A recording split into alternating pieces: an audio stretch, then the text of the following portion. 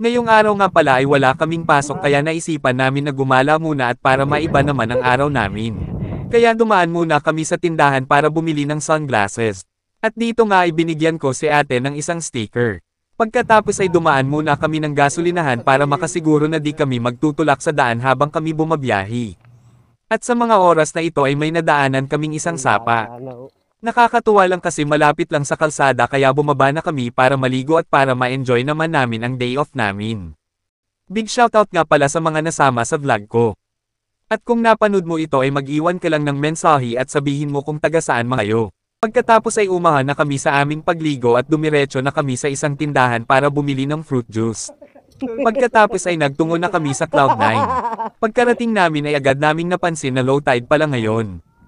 Ayun nga biglang nalungkot ang kaibigan ko kasi di niya magagamit ang yung sunglasses niya. Kaya naisipan namin na pumunta na lang ng magpupungko para doon na lang maligo.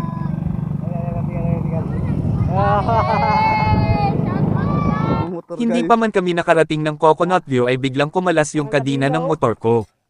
Mabuti na lang hindi naputol ang kadina. At dito nga ay may lumapit sa aming isang tourista at sa mga oras na ito ay akala ko tutulungan kami. Nationality bro? England. England Yeah, what about you? Here? Yeah. Listens. You got the two. Akala lang pala namin yun. Dahil sila pala yung dapat tulungan kasi nga flat yung gulong nila. At dito na namin nagamit ang mga pangmalakasan namin na English palaka. Sir, yes sir. Aray ko! Pagkatapos kong ayusin yung motor ko at makausap kung ano yung gagawin nila ay iniwan na namin sila. At ayun na nga nakarating na kami ng Magallanes River at dito ay nagpahinga muna kami tapos kumain. At nung dumating na nga kami ay kinausap na lang namin yung bantay na wala na munang bayad kasi mga vlogger naman kami. At nung nakapasok na kami ay dumiretso na kami sa may pinakabakana ng magpupungko kung saan ito talaga ang nagdala ng magagandang view at nagpaakit sa mga turista. At sa mga oras na ito ay naligo na kami at dahil nga mga vlogger tayo pinahiram na rin kami ni kuya ng antipara para ma-enjoy namin ang aming day off. Kudos kay kuya na nagpahiram sa amin ng antipara, grabe napakabait ni kuya at gusto niya sana magpa-picture sa amin kaso wala siyang dalang cellphone. At dito nga mga kabaringkong ay tatalon muna kami tapos konting langoy at maya-maya punti ay pupunta na naman kami ng Afam Bridge.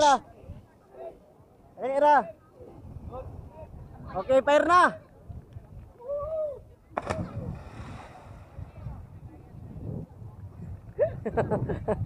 Dapat pinaulbo?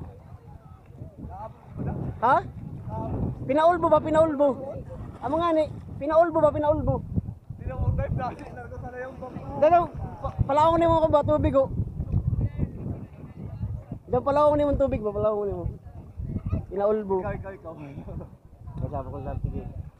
I try my best. Your turn.